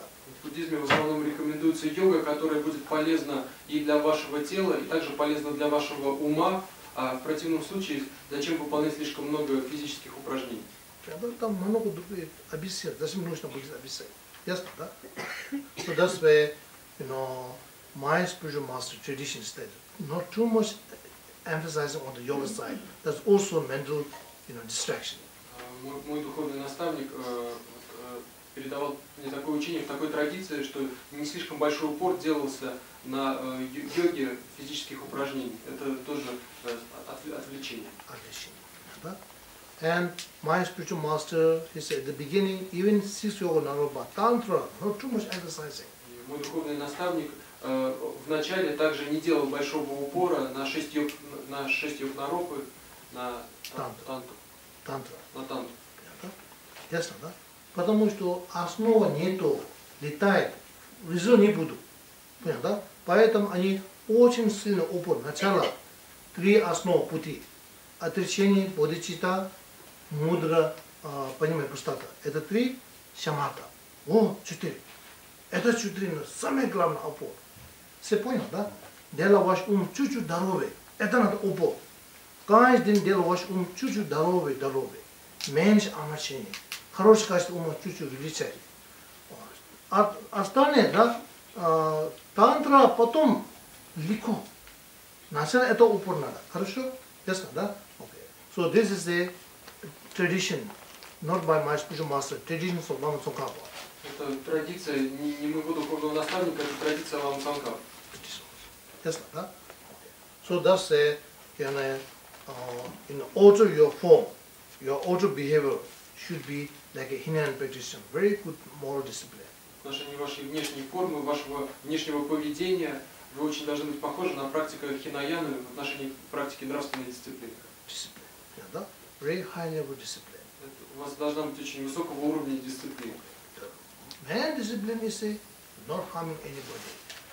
Your body behavior, very pleasant behavior. Самое главное ваша дисциплина это то, что вы не вредите никому, то есть поведение на уровне вашего тела это очень такое приятное поведение. Да? Inside practice, outside like Hinayan practice, inside Mahayana practice. Снаружи будьте похожи на практику хинаяны, а внутри будьте практиком махаяны. Да? Inside, cherish others more than yourself. Внутри заботьтесь о других больше, чем о себе. Generate bodhicitta. Пройдите бодхичитту. Yes, да? Practice 6 perfection. Практикуйте 6 парамид. Да? This is your inner practice. Это ваша внутренняя практика. Yes, да? Secretly. А в тайне Then practice tantra. практикуйте тантру. Yes, да? So, if you practice tantra secretly, then the tantra practice will be very effective. Если вы практикуете тантру в тайне, то эта практика тантры ваша будет очень эффективна. If you demonstrate tantra, А если вы демонстрируете тантру, instead of achieving realization, there will be big obstacle in your life. то вместо достижения реализации вы в жизни создадите очень большие препятствия. Especially, saying that I am tantric yogi, then this is my karma mudra, having concert and then acting like a deity, then having a sexual affair with a different girl, very dangerous. There will be a very big obstacle in your life. В особенности, если вы говорите, я тантрический йогин, я практикую карму мудру, у вас множество супруг, и and acting like a deity, вы ведете себя как uniting with божество, women, и у вас множество сексуальных партнерш, then it's very dangerous in your life. это очень опасно в вашей жизни. Yes, да? So, even, yes, да? So that's why tantra practice should be done very secretly. Поэтому практику тантры нужно выполнять очень тайно. This is the traditions of Lama Tsongkhapa, very important. Это традиция Ламы Цангкапы, это очень важно. And then you investigate. This tradition of Lama Tsongkhapa not newly created. И если вы исследуете, то эту традицию Ламы Цангкапа, вернее, не создал сам Лама Цангкапа. Lama Tsongkhapa find this tradition exists in Nalanda monastery. Nagarjuna have done this practice, established this tradition in Nalanda monastery. Лама Цангкапа обнаружил, что такая традиция существовала в монастыре Наланда. Нагарджуна установил такую традицию. Nagarjuna, who directly prophesied the Buddha. Нагарджуна, пророчество о котором давал сам Будда. Nagarjuna see outside very well, moral discipline. Итак, Нагарджуна снаружи всегда придерживался очень хорошей нравственной дисциплины. Very high ethic outside. То есть вел себя очень этично снаружи. Inside very rich in bodhicitta. Внутри у него была очень богатая бодхичитта. Secretly practicing tantra, not only tantra, Western tantra, king of tantra. Тантру он практиковал, в тайне он практиковал тантру, и не просто тантру, а тантру Гухи Самаджи, который является царем тантры. So he practiced tantra secretly. То есть он практиковал тантру в тайне.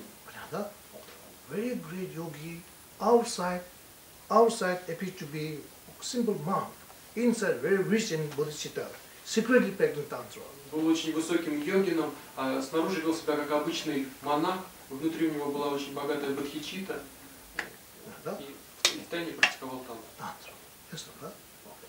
Хорошо? So that's why, Nagarjuna established such a system in Nalanda monastery. This system, Lama Tsongkhapa, revived this tradition, Nalanda tradition in Tibet. Нагарджуна установил такую традицию в монастыре Наланда, и Лама Цангкапа возродил эту традицию в Тибете. So that's why, now do the visualize like that. In this way, hold like that. Now, from close your right nostril and then breathe from the left nostril. At that time, wind through your left channel, go inside and then go into left, right one.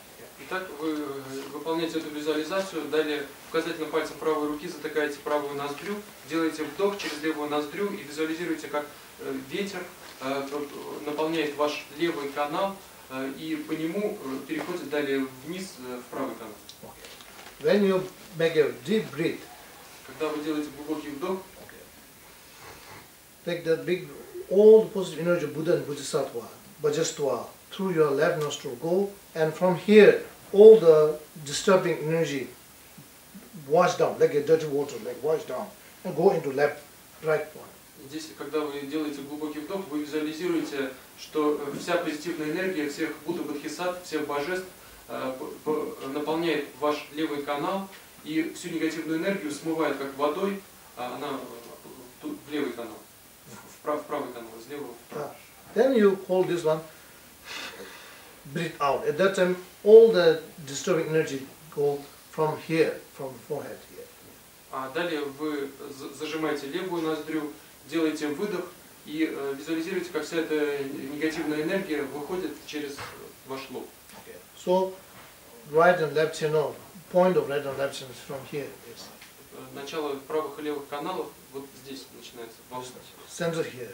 А центральный тоже здесь. Ясно, да? Все понял, да? So, two different texts explain a little bit different, but same exercise, not different. В двух текстах объясняется это немного по-разному, но это то же самое упражнение. You can do according to what is convenient. Вы можете делать это так, как вам удобно. Color, a little bit different texts explain, and way of doing this yoga, a little bit different texts, but meaning same. Здесь в разных текстах немного отличается цвет каналов, немного отличается способ выполнения этой йоги, но смысл один и тот же. Смысл один. Да?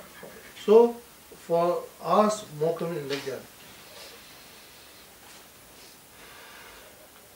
one. Then from both nostril, first you do like that. Then you close the left nostril, breathe from here, do like that.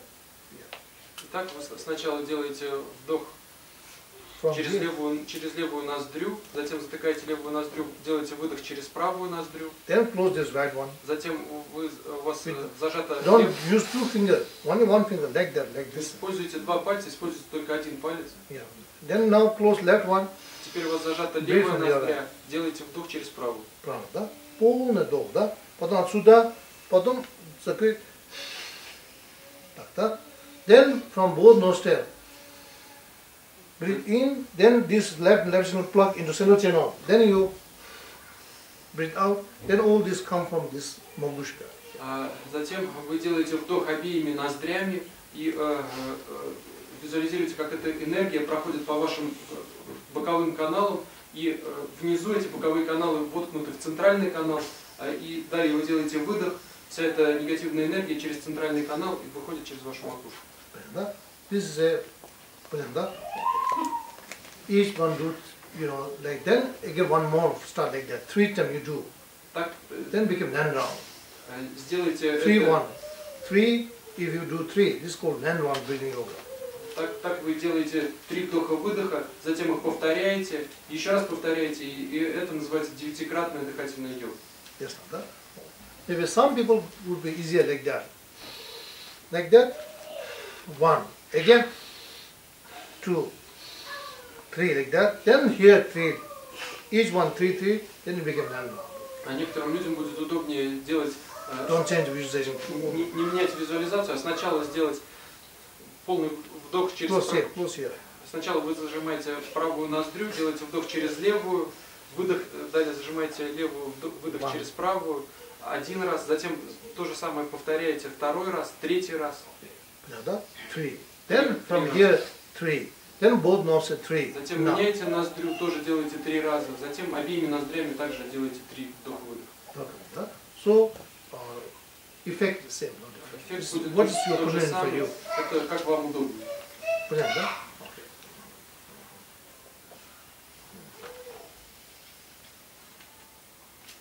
Now, specific explanation how or what object should be taken for the shaman meditation. Теперь особое объяснение того, какой объект необходимо выбрать для медитации на шаман. So, for the developing shamatha object meditation, specific developing shamatha object meditation, if you take the Buddha as object meditation, it's a very, very highly recommended in many texts. Здесь Лама Цангкапа говорит, что если вы хотите выбрать особый объект для медитации на шаманку и выбираете образ Будды, то это очень это объект, который очень рекомендуется во множестве текстов. So that's why many texts, authentic texts in the past, and they recommend taking Buddha as object meditation for shamatha. Во множестве подлинных текстов прошлого рекомендуется для развития шаманки выбирать такой объект, как образ Будды. Then third point, this is okay. Third point, Lama says, the purpose of taking the Buddha is object meditation. Далее, третьим положением Лама Цангкапа говорит, что цель выбора в качестве объекта медитации образа Будды. So this one topic, taking specific object of shamatha meditation. Здесь Specific object meditation shamatha. тема – это специфический объект для медитации на шаман. First, general explanation. Первое – это общее объяснение. Okay. Yes, Nanda. General one for the object meditation, as a taking breathing yoga, which is useful. Здесь дается общее объяснение в отношении медитации. Говорится, что полезна дыхательная йога.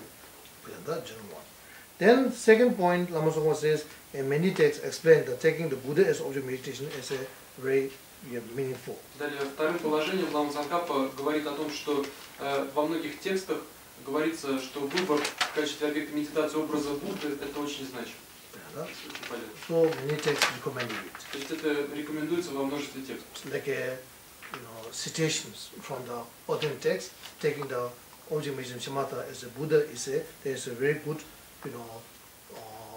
backing from the citations of the authentic texts. Это здесь приводится цитата из подлинных коренных текстов, что выбор в качестве объекта медитации на шаматку образа Будды очень полезен. Yes. Then third point, the purpose of taking the Buddha as object meditation. What purpose you have? Далее, третье положение – это с какой целью вы выбираете в качестве объекта медитации образ Будды. Okay. What purpose you achieve? Какой цели вы достигаете? Okay. Advantage. Каковы преимущества? Yes. Advantage is that one. When you take Buddha as object meditation, здесь Лама Цангкапа говорит о преимуществах следующее, когда в качестве объекта медитации вы выбираете образ Будды. Just remembering the Buddha as the object is a very heavy object, very high merit. То поскольку вы просто помните о Будде, поскольку объект очень весомый, то вы таким образом накапливаете высокие заслуги. Yeah, at the beginning for us, every day, one time if you remember Buddha and his body, very high merit, because the object is very high object. Вначале для нас один раз в день вспоминать о Будде и о его святом теле, это очень полезно, с помощью этого мы накапливаем высокие заслуги. Поскольку это очень весомый объект, то мы накапливаем высокие заслуги. Очень большие заслуги. Понял, да? Ясно, да? So, начало, if you don't have renunciation, don't have bodhicitta, remembering the Buddha and have little bit faith on Buddha, this became a cause of liberation. Вначале, когда у нас нет отречений, нет бодхичитты, помнить о таком весомом объекте, как Будда, это создает причину освобождения. Just remembering the Buddha,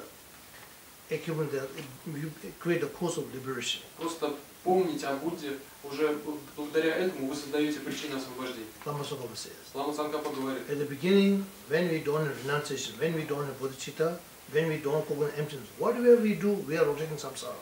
Лама Цангкапа говорил, что в начале, когда у нас нет отречения, нет бодхичитты, нет познания пустоты, что бы мы ни делали, всего этого мы будем вращаться в сансаре. Правда? Да? Тантра практика заниматься пути самсара. Отречения нету, бодхичитта нету, мудро понимает пустоты нету, а мантра читаю, тоже пути самсара. Чуть-чуть хорошая карма самсара получает, да? Ничего карма, который нирвана, карма, который создает полюшая нирвана, такой нету. This is called liberation, similar liberation karma, you can't create it. Здесь говорится о карме, подобное освобождению, вы не можете создать такую карму. Then don't become a cause of liberation. Так эта карма не становится причиной освобождения. Ясно, да? So whatever we do, we are rotating samsara. Так, что бы мы ни делали, мы продолжаем вращаться в сансаре. Ясно, да? Then Lama Tsongkhapa says in Lamrim, accept depend on the heavy object. Лама Цангкапа говорит в Ламриме, что исключение – это святой объект. Да? Rest all, without these three, we are rotating samsara. А в отношении всего остального, без этих трех основ пути, мы вращаемся в сансаре. This exception, what is this? That is a relying holy object. Но есть исключение. Исключение – это опора на весомый объект. Да? That is a Buddha statue. Buddha statue, image of Buddha, visualizing the Buddha, remembering Buddha. Это статуя Будды, образ Будды, визуализация Будды, когда вы помните о Будде. Да? Because very heavy object, whatever we do, it became a cause of liberation. Поскольку это очень весомый объект, что бы мы ни делали, мы создаем причину освобождения. Ясно, да? Хорошо? Ясно, да? So that's why during Shamatha time, when you take the Buddha as object of meditation, as is very heavy object, you accumulate very high merit. Поэтому в процессе развития шаматхи, если вы выбираете Будду в качестве объекта медитации, то поскольку это очень весомый объект, вы накапливаете очень высокие заслуги.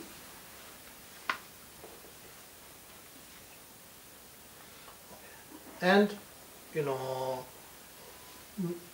can, if you can ever visualize Buddha properly, visual clearly, make offering, make prostration, then purifying will come very effective also. А если вы можете очень ясно визуализировать Будду, то вы можете делать подношения, вы можете делать простирание перед образом Будды. Это очень эффективно в плане очищения негативной кармы.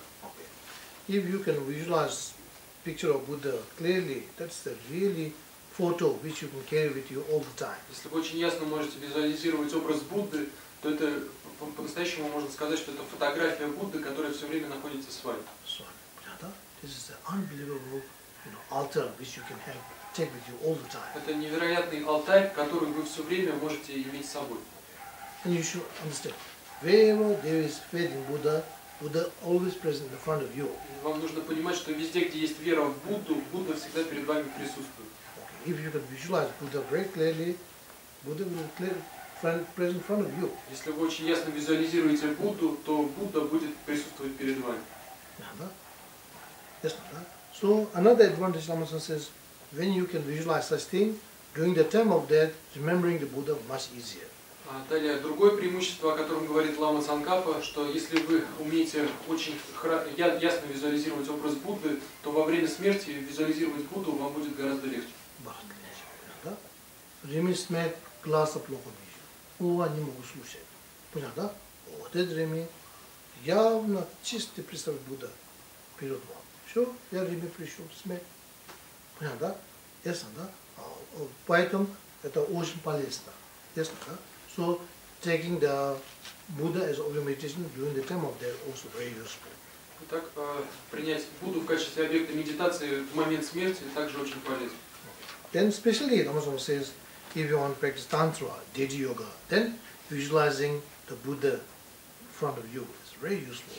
Далее Лама Цангкапа говорит, что в особенности, если вы хотите практиковать тантру, йогу божества, то визуализировать перед собой образ Будды очень полезно.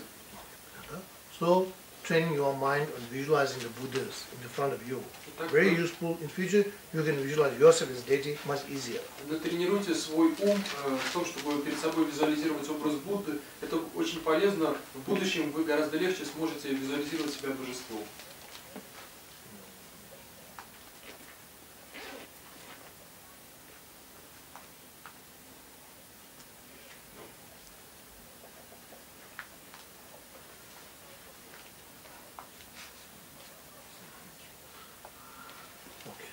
Then fourth one.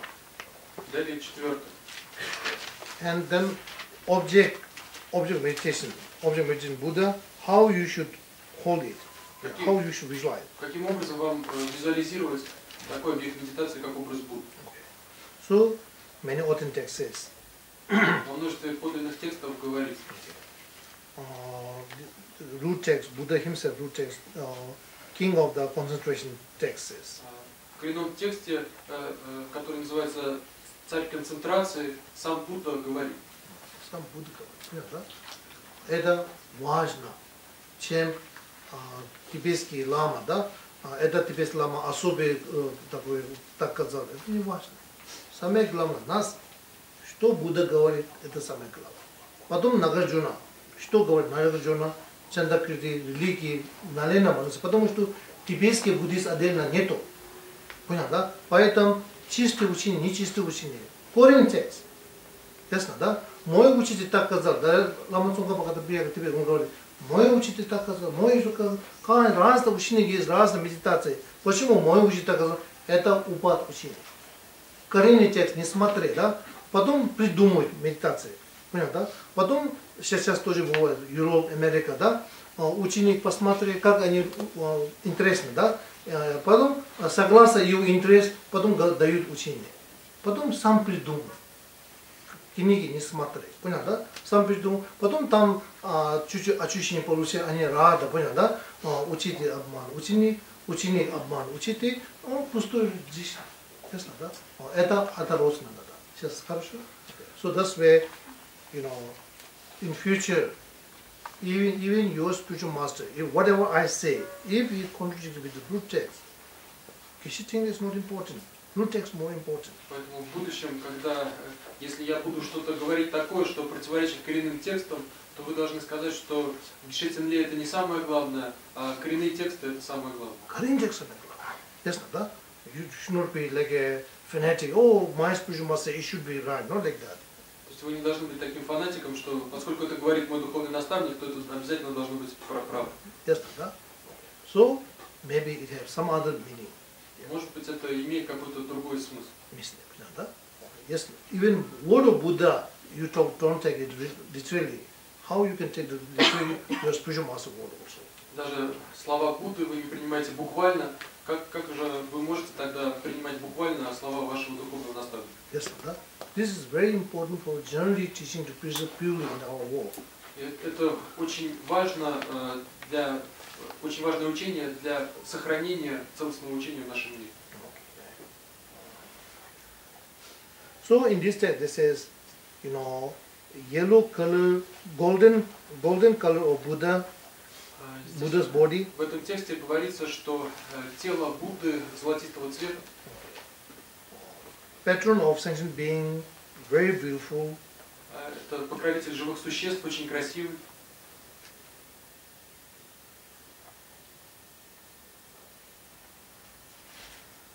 Holding this as an object of meditation and engaging in it. Удерживать его в качестве объекта медитации и приступать к медитации. Hold this one. Удерживать. And engage in it. И вступать в медитацию. No, engage. Mind engage in it. То есть, когда ум вовлекается в медитацию. Don't say meditation. Hold it. Engage in it. То есть Jukpa. Go. держит этот объект. Bodhisattva in such way occupies. Бодхисаттва таким образом пребывает в равновесии. So, in terms of the object of meditation, Buddha,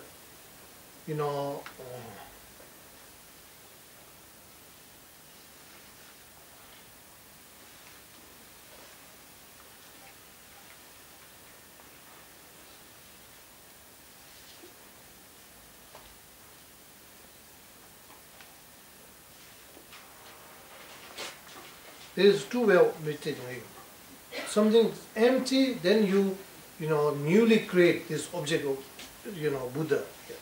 Здесь есть два способа визуализации. То есть перед вами сначала пустое пространство, и вы вновь создаете образ Будды. Образ Buddha. This is you are newly creating the picture of Buddha. Так вы как бы вновь создаете образ Будды. Yes, ты понял, да? Second one is there is already not newly created. This picture is already there, and then you are trying to visualize it. You are trying to, this naturally exists there. You are visualizing something which exists there. You are visualizing it clearly. Далее второй способ это то, что образ Будды уже естественным образом присутствует, и вы просто стараетесь ясно визуализировать то, что уже есть, образ. So it says, wherever there is a Dharmaka mind, wherever Dharmaka mind provided, there, his holy body, Rupakaya, is also provided. Говорится, что все, что пронизывает святую Будды Дхармакая, там же присутствует и святое тело Будды Рупакая. There is no place where Dharmakaya can't be provided. Нет такого места, которое не пронизывало бы Дхармакая. So there is no place where Rupakaya Buddha not present. Так нет такого места, где не присутствует Рупакая Будда. So Rupakaya Buddha is here, but we don't see it. Так Рупакая Будда есть здесь, но мы ее не видим. So that's where you are not newly creating. It's already there, but you are trying to visualize so that it's became vivid in your mind. Поэтому вы не создаете этот образ, вы просто стараетесь визуализировать этот образ, чтобы он стал ярким в вашем уме.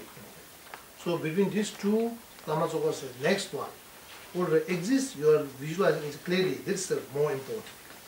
И вот из этих двух способов Лама Цангкапа говорит, что второй способ, когда образ Будды уже существует, вы просто его визуализируете, это более важный способ. There's two ways of visualizing. Second one is much effective because you can generate faith much stronger.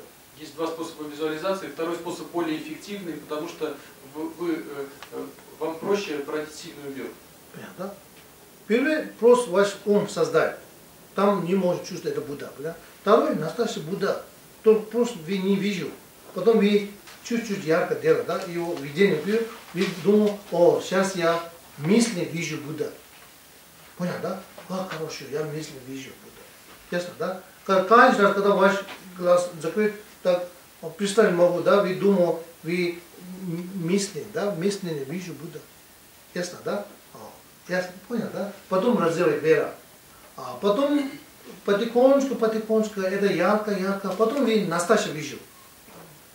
Now at the moment you see it, it's like a conceptual recognition. It's a true image, not direct recognition. В настоящий момент, когда вы увидите такой образ, это концептуальное познание через образ, а не прямое познание. Да? Direct recognition without visualization. When you see directly. А прямое познание это когда без визуализации вы видите напрямую. Да? Ясно, да? That is the direct seeing. Это прямое видение. Yes, so first, conceptually seeing the Buddha, very important. В первую очередь, начать видеть Будду концептуально, это очень важно. That is come from through such visualization thinking. Buddha is already here, you are visualizing it clearly. А это возникает благодаря такой визуализации, когда вы думаете, что Будда уже присутствует перед вами, вы просто ясно его визуализируете. So fifth one, how to find the object meditation. Пятое, каким образом обнаружить объект медитации. Все вам интересно? Да? So then Lama Tsongkhapa says, здесь Лама Цангкапа говорит, in order to find the object meditation, very important first, the picture of Buddha or statue of Buddha, which you should one of them look at it again. Здесь Лама Цангкапа говорит, что для того, чтобы обнаружить объект медитации, в первую очередь очень важно вновь и вновь смотреть на статую или на изображение Будды. So, people who are painting the statue of Buddha, painting the Buddha, these people, when they close, they can see picture of Buddha very clearly. Why? Because they see it again. Когда люди рисуют образ Будды, то затем, когда они закрывают глаза, они очень ясно видят этот образ. Почему? Потому что они видели его раз за разом, много раз. Yes, that. See, you can, if I ask you to close your eye, visualize your, close friend or your girlfriend, boyfriend, you can visualize clearly. Why? Например, если я вас попрошу закрыть глаза и визуализировать своего близкого друга, парня или подругу, вы очень ясно можете визуализировать этого человека. Почему? Потому что вы его фото смотрите, да, как Будда, да, его фото смотрите, потом глаз закрыли, вижу его лицо, все понял, да? So you're saying that I can't visualize. You can visualize. At the moment, deity, you are not familiar. That's why you can visualize. Вы говорите, я не могу визуализировать. Вы можете визуализировать, но вы так не освоили образ божества, поэтому вам трудно визуализировать. Понятно, да? Когда вы голодны, да, нога курица, нога вы видите, да? Глаз закрыт, когда вы голодны, да, и глаз закрыт, нога курица видите, да, там желтый, там, да, дым идет. Но не могу видеть, понятно, да? Вы говорите, о, Гешила, я не могу Будда представить. Не могу, понятно, да? So, you looking at this picture very clearly, you can see it. Я честно, да, когда вы в другой стороне пойду, глаз закрыт, улава не вижу, понятно, да? А улава вот такой место, да, я включаю. Почему? Потому что вы много раз смотрели, ясно, да? So, if you familiarize with any object, there is nothing which can't be, cultivated. It's a matter of familiarization. Если вы привыкаете к какому-то объекту, то нет ничего такого, что вы не могли бы развить. Это все вопрос привыкания, освоения. So, Lama Tsongkhapa says the best way to cultivate, finding object meditation is that object which you are going to meditate, you should look at it picture again. Здесь Лама Цангкапа говорит, что самый лучший способ обнаружить объект медитации, это объект, на котором вы собираетесь концентрироваться, это снова и снова смотреть на изображение этого объекта. Yes, да? So, before engaging in shamatha meditation in the future, now you train this one. Look at the photo of Buddha and try to get a picture, his object meditation. Now you should find object meditation. When you do meditate there, don't try to find object, you should meditate. перед тем, как вы приступите в будущем к развитию шаматхи, сейчас уже тренируйтесь, сейчас вам необходимо обнаружить объект медитации, смотрите на изображение Будды снова и снова, потому что в будущем, когда вы приступите к развитию шаматхи, там уже вы не будете искать объект медитации, там вам нужно уже медитировать. Then there you have to develop the concentration. Там вам необходимо развивать концентрацию. Ясно, да? Как футбол. Надо мяч контроль, чуть-чуть контроль, до игры мяч надо, контроль надо тренинг надо, понял, да? Когда настоящая игра в футбол, там контроль учить нельзя, там надо забивать гол надо, хорошо, ясно, да? Okay. Like that. So, yeah. Okay. Then, if you don't have a picture of statue, then how your spiritual master explain you such a object try to visualize. Если у вас нет, здесь говорится, что если у вас нет изображения или статуи Будды, то старайтесь визуализировать Будду таким, каким вам его описывает ваш духовный наставник. Okay. Nowadays, so many photos, not necessary to explain by spiritual master. Но в наше время очень много есть изображений, фотографий. Не обязательно это делать на основе объяснений духовного наставника. Now, sixth one. Далее шестое. Sixth one also says, if you take the object of meditation and look at it and develop concentration, that is not right. Здесь Лама Цангкапа говорит, что когда вы выбираете объект медитации, смотрите на него и концентрируетесь, то это неправильно. So, developing concentration should be, it should be, mental object. Лама Цангкапа говорит, что для развития концентрации необходим умственный объект. Through eye organ, seeing the statue and then concentrate it, through that way you can't develop concentration. Когда вы своими глазами видите статую и сосредоточиваетесь на этом, так вы не сможете развить концентрацию. Yes, so that's why now this computer game looks like concentration, but I look at it and then you play. No matter how much you play, it can't develop concentration. В наше время кажется, что как будто бы компьютерные игры развивают концентрацию, но в действительности вы смотрите своими глазами, и сколько бы вы ни играли, вы не улучшите свою концентрацию. Yeah, I mean, you are watching television, one point concentration television, but you don't develop concentration. Также вы смотрите телевизор, вы можете однонаправленно сосредоточиться на том, что показывают по телевизору, но ваша концентрация не улучшается. Не улучшает, понятно, да? This is your eye organ looking at it. It's wandering outside. Это ваши глаза туда смотрят, но у вас есть ментальное блуждание. Да? Looks like concentration, but it's not concentration. Это кажется, что это концентрация, но это не концентрация. Concentration should be like that. Shine means mind. Shine, Tibetan shine, shamatha, Tibetan word called shine. Шаматха на тибетском языке звучит как шини. Shi means specify. Ши означает умиротворенный. Ne means abide. Ней означает пребывать.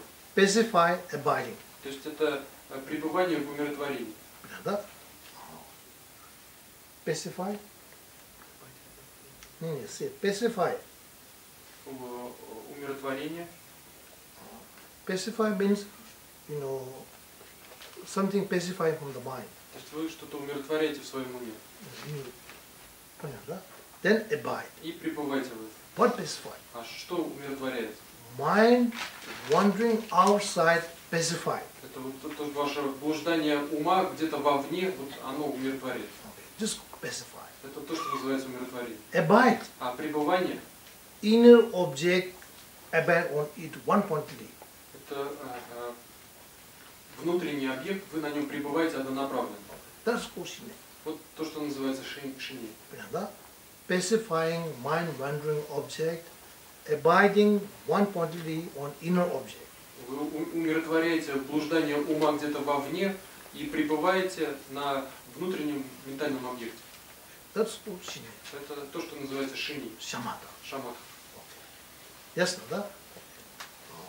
So this way, looking at the picture and developing concentration is picture and developing concentration. That is the mistake. Так Лама Цангкапа говорит, что смотреть на изображение и развивать концентрацию – это ошибочно. Это ошибка. in the early time, some non-Buddhists, they try to cultivate concentration through such way. This is wrong technique. This doesn't give any benefit. В прошлые времена некоторые не-буддисты пытались использовать такую технику сосредоточения, но это говорится, что это неправильно, это не приносит пользы. So concentration should be, the object concentration should be mental object, not an outer object. Объект концентрации должен быть ментальным объектом, а не внешним объектом. This mental object should be visualized by mind, and then one point to stay in the object. Этот ментальный объект необходимо визуализировать своим умом и однонаправленно пребывать на этом объекте. Then you will, when you do such thing, then your mind, focus inside. Когда вы так поступаете, то ваш ум фокусируется внутри. Yes, да? Когда ваш ум фокус внутри, отвлекает туда-сюда, меньше, ум спокоен. Какой счастлив. Понятно, да? Не туда-сюда не отвлекает. Да? То меня там сказал, то меня так говорит, да? Такой мысли нету. Фокусируй. Потом ваш ум спокойно, каждый день счастливее. Ясно, да? Хорошо? Okay. So this way, as Lama said, the object meditation should be mental object, not the object of I or object of sound. Таким образом, Лама Цангкапа говорит, что объектом концентрации должен быть ментальный объект, а не объект зрительного сознания или слухового сознания.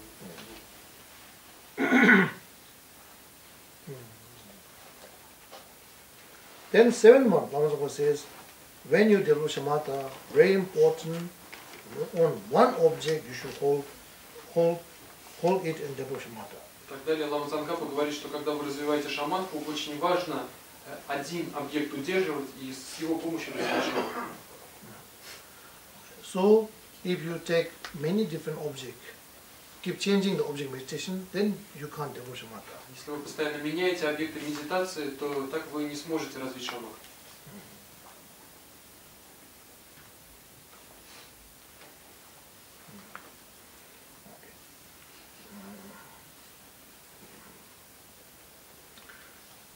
So in Atisha 11th part of Inadu says, taking one object.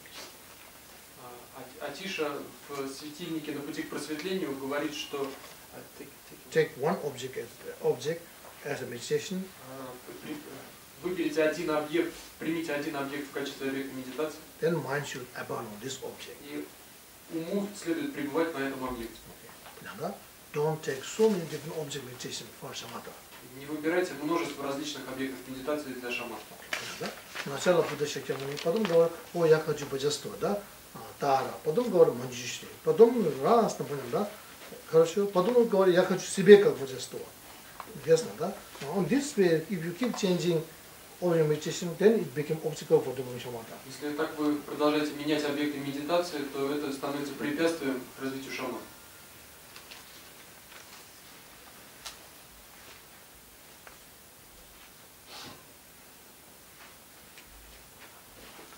In terms of the Buddha, first you should, visualize just gross image. Что касается образа Будды, сначала вы пытаетесь визуализировать просто общий образ. Gross parts, like a head, leg, and hand, and this thing. То есть вы грубо представляете основные части тела, Будды, голову, руки, ноги и так далее. Then just general one. Просто у вас общее представление, общая картина. Ясно, да?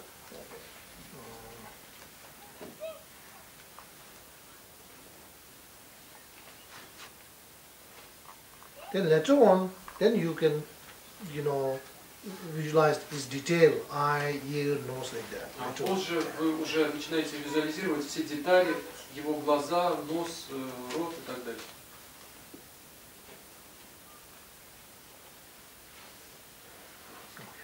So that's where, right from the beginning, don't try to, hold different objects, just general one, just hold. Итак, с самого начала не старайтесь удерживать разные объекты, выберите один объект.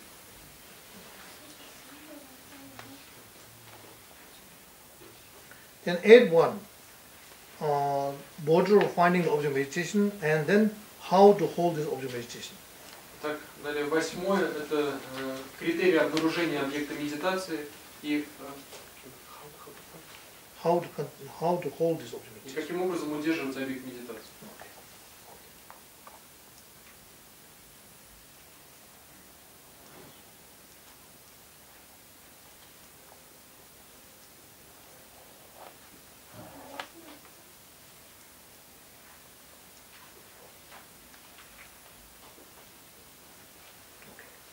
Criteria of finding the object meditation is that long time you've been training like that, seeing the object, seeing the photo of Buddha. Так, критерий обнаружения объекта медитации следующее, когда длительное время вы тренируетесь, смотрите на изображение Будды. Да? И так дело, да? Каждый смотрит Будда, глаз закрыт, смотрит Будда, смотрит, вы получите, не получите. Понял, да? Ясно, да? Okay. Then during meditation, when you visualize object meditation, the criteria of finding object meditation, you can see the general picture of Buddha. И здесь во время медитации вы визуализируете образ Будды, и критерий обнаружения объекта медитации – это то, что вы можете визуализировать общий образ Будды, общий грубый образ.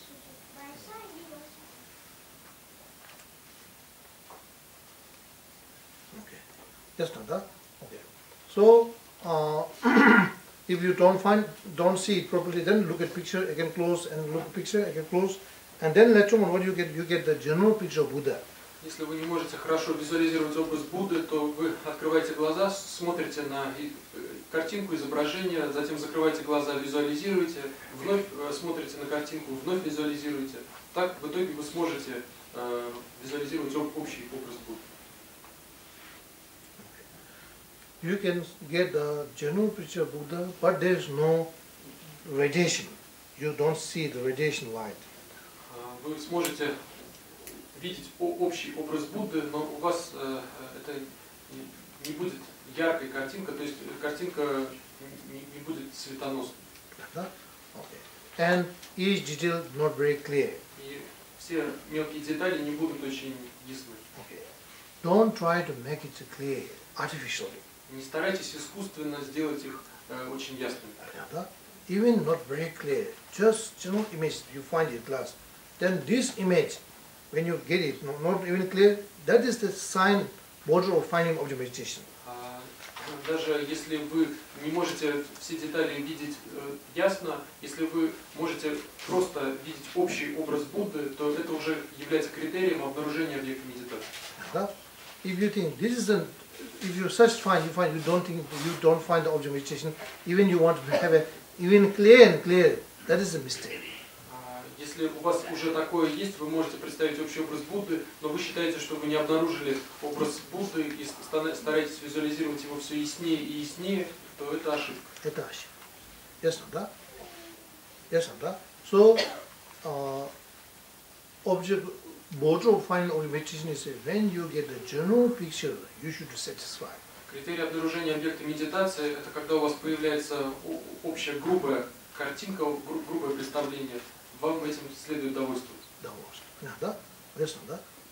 Okay. If you are not satisfied, if you want a very clear picture, something golden color, each eye, everything should be very clear, try to visualize, it became obstacle for developing samatha. Если вы этим не довольствуетесь, если вы хотите, чтобы ваша картинка была очень ясной, золотистого цвета, со всеми деталями, глаза, нос, уши и так далее, это становится препятствием к развитию шамата. Это очень важно. Когда человек начал медитации, ваш эго хочу все отлично, ярко, очень хорошо, да? Поэтому вы это ошибаетесь. Начало чистота не главное. Понятно, да? Человек, который ищет золото, он говорит, если я найду чистый золото, я не хочу. Это тупой. Понятно, да? Начало золото, место, песок, ничего. Самое главное, там чуть-чуть золото, о, как хорошо, собирай. Потом можно очищать. Понял, да? Сначала что получает, все забирает. Вот так надо. Понял, да? Концентрация. Что вы получаете? Сначала, о, довольно. Не надо говорить, это надо еще ярко. Это ошибка. Хорошо? So that's why once you get such a general image, be happy, satisfied, and hold this one. Таким образом, как только вы получите такой общий образ, общее представление, то радуйтесь этому и старайтесь удерживать этот образ. Then this object one pointedly stay. однонаправленно пребывайте на этом объекте. You find the object meditation. Вы обнаружили объект медитации. Yes, the general picture, if you get it, then hold on it. Even if it's not clear, doesn't matter. Если вы уже получили общий образ Будды, то удерживайте этот образ, даже если он еще не очень ясен. Even it, picture slowly just disappear. Hold, there's Buddha there, hold. Even you don't say clearly, but just stay there, try to stay there. Даже если эта картинка исчезает, вы все равно удерживаете это, вы думаете, там есть Будда, старайтесь пребывать на этом объекте. Ясно, да? Даже ничего не вижу. Понятно, да? Сначала ваше тело тогда, потом висите, потом ничего не видеть буду. Ничего страшного не то. Самое главное, мысли думать, там есть Будда. Понятно, да? Сидит, потом your mind staying or imagining little bit increase.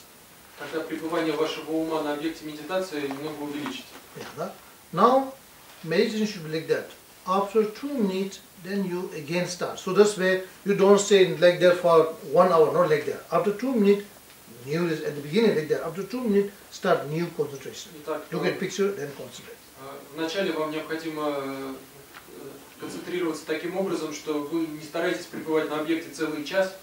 Через 2 минуты вы вновь смотрите на изображение и вновь визуализируете изображение.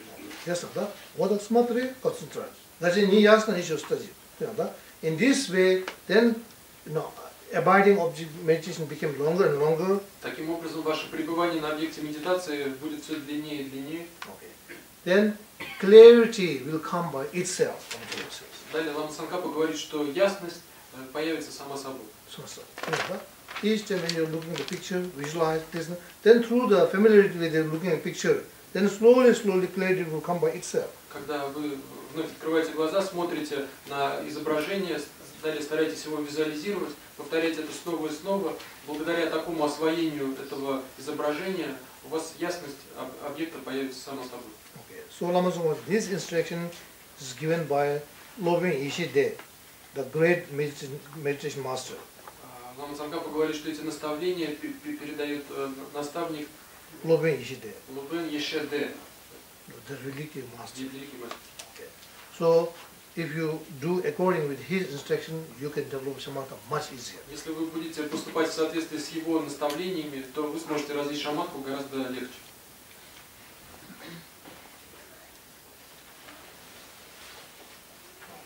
So when you hold it, hold.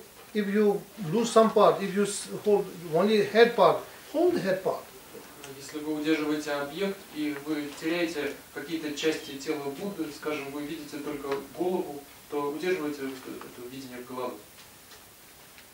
And even that also disappears. Doesn't matter. Whole Buddha.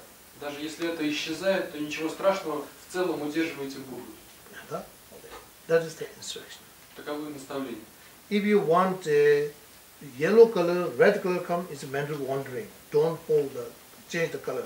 Если вы хотите визуализировать объект желтого цвета, а у вас он появляется красного цвета, то это блуждание ума. Не меняйте так цвет объекта. If you want to meditate, big, small, it appears big, it's also mental wandering. Если вы хотите визуализировать маленький объект, а он является вам большим, это тоже блуждание ума. If you want to meditate 1, 2 objects come, it's also mental wandering. Если вы хотите визуализировать один объект, а появляется 2, это тоже блуждание ума.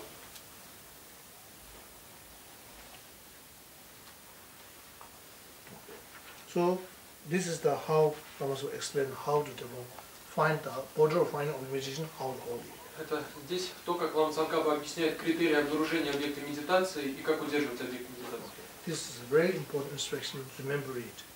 This, during the time of samatha, very useful. Это очень важные наставления. Помните о них во время развития шаматхи, они будут очень полезны. If you don't, that's not that. No time is wasted. А теперь время закончилось. Силу и заслуг, которые я стяжал трудами на этапах пути, да обретут все